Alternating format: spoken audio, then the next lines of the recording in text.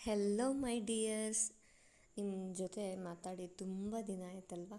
ಕೆಲವು ಕಾರಣಗಳಿಂದ ನಾನು ವೀಡಿಯೋಸ್ ಮಾಡೋಕ್ಕೆ ಕನ್ಸಿಸ್ಟೆನ್ಸಿಯಾಗಿ ಆಗ್ತಾಯಿಲ್ಲ, ಸೊ ಕ್ಷಮೆ ಇರಲಿ.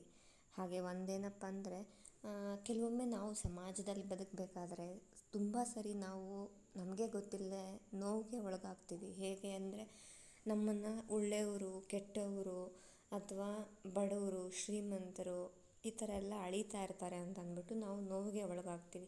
ನಮ್ಮನ್ನು ಅರ್ಥ ಮಾಡ್ಕೊಳ್ಳೋರಿಲ್ಲ, ನಮ್ಮನ್ನು ಸಪೋರ್ಟ್ ಮಾಡೋರಿಲ್ಲ, ನಮ್ಮ ನೋವುಗಳನ್ನು ಕೇಳೋರಿಲ್ಲ, ನಮಗೊಂದು ಸಾಂತ್ವನ ಸಮಾಧಾನ ನೀಡೋರಿಲ್ಲ, ನಮ್ಮ ಬೆನ್ನೆಲುಬಾಗಿ ನಿಲ್ಲೋರಿಲ್ಲ. ನಮ್ಮವರೇ ನಮಗೆ ಮೋಸ ಮಾಡಿದ್ರು, ನಮ್ಮವರೇ ನಮ್ಮನ್ನು ಕೈ ಬಿಟ್ಟರು, ನಾವು ಯಾರಿಗೆ ಹೆಲ್ಪ್ ಮಾಡಿದ್ವಿ ಅವರೇ ನಮ್ಮ ಬೆನ್ನಿಗೆ ಚೂರಿ ಹಾಕಿದ್ರು ಅಂತೆಲ್ಲ ನೋವು ಪಡ್ತೀವಿ ಸಹಜವಾಗಿ ಅಲ್ವಾ. ಸಮಾಜ ಅಂದಮೇಲೆ ಕಾಲು ಎಳೆಯೋರು ಇರ್ತಾರೆ, ಬೆನ್ನು ತಟ್ಟೋರು ಇರ್ತಾರೆ, ನೋವು ಕೊಡೋರು ಇರ್ತಾರೆ, ಚುಚ್ಚಿ ಮಾತಾಡೋರು ಇರ್ತಾರೆ, ಕೊಂಕು ಮಾತಾಡೋರು ಇರ್ತಾರೆ. ಸೊ ಅವರೆಲ್ಲರ ಮಧ್ಯೆ ನಮ್ಮ ಬದುಕನ್ನು ನಾವು ಹೇಗೆ ಕಟ್ಕೊಳ್ಬೇಕು ಅಂದರೆ, ಸಾವಿರ ನೋವಿದ್ರೂ ನಗ್ತಾ ಖುಷಿಯಾಗಿ ನೆಮ್ಮದಿಯಾಗಿ ಶಾಂತಿಯಾಗಿ ಸಮಾಧಾನವನ್ನು ಕಾಪಾಡ್ಕೊಳ್ತಾ ಕೊಂಕು ಮಾತಾಡೋರಿಗೆ ಕರ್ಮಕ್ಕೆ ಅವ್ರ ಕರ್ಮದ ಫಲವನ್ನು ಅವ್ರು ಅನುಭವಿಸಲೇಬೇಕು. ಅವರ ಸಮಯ ಸಂದರ್ಭ ಪರಿಸ್ಥಿತಿಗಳು ಈಗ ಚೆನ್ನಾಗಿದೆ ಅಂತ ಹೇಳಿ ಮೋಸ ಮಾಡಿ ಕಣ್ಣೀರು ಹಾಕಿಸಿ ಖುಷಿ ಪಡ್ತಿರಬಹುದು. ಆದರೆ ನಾವು ಅವ್ರನ್ನ ಸುಮ್ಮನೆ ಬಿಟ್ಟರು ಆ ಕರ್ಮ ಅವ್ರನ್ನ ಬಿಡದೆ ಕಾಡೋದಂತೂ ಸತ್ಯ. ಹಾಗಿದ್ಮೇಲೆ ಯಾಕೆ ವ್ಯರ್ಥ ಚಿಂತೆ ಅಲ್ವಾ. ಕಣ್ಣು ತುಂಬ ನಿದ್ದೆ ಮಾಡಿ, ಹೊಟ್ಟೆ ತುಂಬ ಊಟ ಮಾಡಿ, ಮಾಡುವ ಕೆಲಸವನ್ನು, ಆ ಕೆಲಸ ನಿಮಗೆ ಒಂದು ತುತ್ತು ಅನ್ನ ಕೊಡ್ತಿದೆ ಅಂದರೆ ಆ ಕೆಲಸದ ಮೇಲೆ ಪ್ರೀತಿ ಇರಲಿ, ಕಾಳಜಿ ಇರಲಿ, ಗೌರವ ಇರಲಿ. ಹಾಗೆ ನೀವು ನಂಬಿರ್ತಕ್ಕಂಥ ಭಗವಂತನಿಗೆ ಸದಾಕಾಲ ಋಣಿಯಾಗಿರಿ. ಆ ಭಗವಂತ ನಿಮ್ಗೆ ಏನೆಲ್ಲ ಕೊಟ್ಟಿದ್ದಾನೆ, ಆ ಎಲ್ಲ ಕೊಟ್ಟಿರೋದಕ್ಕೂ ಪ್ರತಿ ಕ್ಷಣ ಪ್ರತಿದಿನ ಆ ಭಗವಂತನಿಗೆ ಥ್ಯಾಂಕ್ಸ್ ಹೇಳಿ. ನೀವು ಏನೆಲ್ಲ ನಿಮಗಿದೆ ಆ ಎಲ್ಲದಕ್ಕೂ ಥ್ಯಾಂಕ್ಸ್ ಹೇಳಿ. ಖಂಡಿತ ಒಳ್ಳೆಯದು. ಸಮಯ ಅನ್ನೋದು ಶಾಶ್ವತ ಅಲ್ಲ. ಇವತ್ತಿರೋರು ನಾವು ನಾಳೆ ಇರೋಲ್ಲ. ಹಾಗಿದ್ಮೇಲೆ ವ್ಯರ್ಥ ದ್ವೇಷ, ಮನಸ್ತಾಪ, ಹಗೆತನ, ಸಿಟ್ಟು, ಕೋಪ ಎಲ್ಲ ಬೇಡಲೇ ಬೇಡ.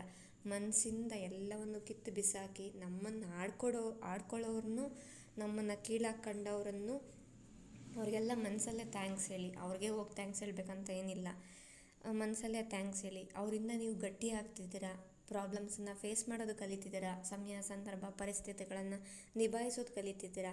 ಎಲ್ಲರೂ ಮೋಸ ಮಾಡಿದ್ರು ಆ ಭಗವಂತ ಒಬ್ಬ ಜೊತೆಗಿದ್ದರೆ ಖಂಡಿತ ನಮ್ಮ ಬದುಕನ್ನು ನಾವು ಅದ್ಭುತವಾಗಿ ಕಟ್ಕೊಳ್ಬೋದು. ಜೊತೆಗೆ ನಾವು ಮಾಡುವಂಥ ಪ್ರಾಮಾಣಿಕ ಪ್ರಯತ್ನ, ನಾವು ನಮ್ಮ ಕೆಲಸದ ಮೇಲೆ ಇರ್ತಕ್ಕಂಥ ಶ್ರದ್ಧೆ ನಮ್ಮನ್ನು ಖಂಡಿತ ಕೈ ಹಿಡಿಯುತ್ತೆ.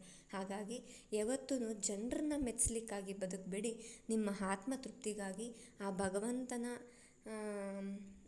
ಭಗವಂತನಿಗೆ ತೃಪ್ತಿ ಆಗಬೇಕು ನಾವು ಬದುಕುವ ರೀತಿ. ಆ ಥರ ನಾವು ಬದುಕೋಣ ಅಲ್ವಾ. ಈ ಜಗತ್ತಲ್ಲಿ ಜನರು ದೇವರನ್ನೇ ಮೆಚ್ಚಲಿಲ್ಲ, ಇನ್ನು ನೀವು ಯಾವ ಲೆಕ್ಕ ಅಲ್ವಾ. ನಮ್ಮ ಎದುರುಗಡೆ ಮಾತಾಡ್ತಾರೆ, ನಮ್ಮ ಬೆನ್ನ ಹಿಂದೆ 1000 ಕೊಂಕು ಮಾತಾಡ್ಕೊತಾರೆ, ಅಪಪ್ರಚಾರ ಮಾಡ್ತಾರೆ, ಕೆಟ್ಟದಾಗ ಹೇಳ್ಕೊಂಬರ್ಲಿ. ಯಾರೇನು ಅಂತ ಆ ಭಗವಂತನ ಹತ್ರ ಲೆಕ್ಕ ಇರಬೇಕಾದ್ರೆ ಬಡ್ಡಿ ಸಮೇತ ಆ ಭಗವಂತ ಲೆಕ್ಕ ಚುಕ್ತಾ ಮಾಡ್ತಾನೆ. ಜಸ್ಟ್ ಸಮಯಕ್ಕಾಗಿ ಕಾದು ನೋಡೋಣ ಅಲ್ವಾ. ಸಮಯ ಪ್ರತಿಯೊಬ್ಬರಿಗೂ ಯಾರಿಗೇನು ಕೊಡಬೇಕು ಅದನ್ನು ಖಂಡಿತ ಕೊಟ್ಟೇ ಕೊಡುತ್ತೆ. ಆದರೆ ಸ್ವಲ್ಪ ತಡ ಆಗ್ಬೋದು ಅಷ್ಟೇ. ಭಗವಂತ ಮಾಡುವಂಥ ನ್ಯಾಯದಲ್ಲಿ ತೀರ್ಪು ಬರೋದು ಲೇಟ್ ಆಗ್ಬೋದು, ಆದರೆ ಎಲ್ಲ ಒಳ್ಳೆಯದೇ ಆಗುತ್ತೆ. ಎಷ್ಟೇ ನೋವಿರಲಿ, ಎಷ್ಟೇ ಕಷ್ಟಗಳಿರಲಿ, ಆ ಸಮಯ ಶಾಶ್ವತವಲ್ಲ ಅನ್ನೋದು ನಿಮ್ಮ ನೆನಪಲ್ಲಿರಲಿ. ಹಾಗೆಯೇ ಕಣ್ತುಂಬ ನಿದ್ದೆ ಮಾಡಿ, ಹೊಟ್ಟೆ ತುಂಬ ಊಟ ಮಾಡಿ, ಖುಷಿಯಾಗಿ ಹ್ಯಾಪಿಯಾಗಿ ನೆಮ್ಮದಿಯಾಗಿರಿ. ಭಗವಂತ ಏನೆಲ್ಲ ಕೊಟ್ಟಿದ್ದಾನೆ ಎಲ್ಲದಕ್ಕೂ ಥ್ಯಾಂಕ್ಸ್ ಹೇಳಿ. ಪ್ರತಿದಿನ ಕೆಲಸ ಮಾಡಿ, ನಮ್ಮ ದುಡಿಮೆ ನಮ್ಮನ್ನು ಕೈ ಹಿಡಿಯುತ್ತೆ, ನಾವು ನಂಬಿದಂಥ ದೇವ್ರು ನಮ್ಮನ್ನು ಕೈ ಹಿಡಿಯುತ್ತೆ. ಬಿಟ್ಟರೆ ಬೇರೆ ಯಾರೂ ಆಗಲ್ಲ ರೀ. ಖುಷಿಯಾಗಿರಿ, ನೆಮ್ಮದಿಯಾಗಿರಿ, ಹ್ಯಾಪಿಯಾಗಿರಿ ಅಂತ ಹೇಳ್ತಾ ನಮ್ಮ ಚಾನಲನ್ನು ಲೈಕ್ ಮಾಡಿ, ಶೇರ್ ಮಾಡಿ, ಸಪೋರ್ಟ್ ಮಾಡಿ, ಸಬ್ಸ್ಕ್ರೈಬ್ ಮಾಡ್ಕೊಳ್ಳಿ. ಯಾರೆಲ್ಲ ಸಬ್ಸ್ಕ್ರೈಬ್ ಮಾಡದೆ ನೋಡ್ತಾ ಇದ್ದಾರೆ ಪ್ಲೀಸ್ ದಯವಿಟ್ಟು ಸಬ್ಸ್ಕ್ರೈಬ್ ಮಾಡ್ಕೊಂಡು ನೋಡಿ. ಹಾಗೆ ನಿಮ್ಮ ಪ್ರೀತಿ, ಕಾಳಜಿ, ಗೌರವ ಸದಾ ನಮ್ಮ ಮೇಲಿರಲಿ ಅಂತ ಹೇಳ್ತಾ, ನಿಮ್ಮೆಲ್ಲರಿಗೂ ಆ ಭಗವಂತ ನೀವೇನೆಲ್ಲ ಬಯಸ್ತೀರ ಆ ಎಲ್ಲವನ್ನು ಕೊಟ್ಟು ಕಾಪಾಡಲಿ ಅಂತ ಆ ಭಗವಂತನಲ್ಲಿ ಪ್ರಾರ್ಥನೆ ಮಾಡ್ತೀನಿ. ಖಂಡಿತ ಎಲ್ಲ ಒಳ್ಳೆಯದಾಗತ್ತೆ. ನಂಬಿಕೆ ಇರಲಿ, ಭರವಸೆ ಇರಲಿ ಅಂತ ಹೇಳ್ತಾ, ತಪ್ಪದೆ ನಮ್ಮ ಚಾನಲನ್ನು ಸಬ್ಸ್ಕ್ರೈಬ್ ಆಗಿ, ಲೈಕ್ ಮಾಡಿ, ಹೆಚ್ಚು ಜನರಿಗೆ ಶೇರ್ ಮಾಡಿ. Thank you.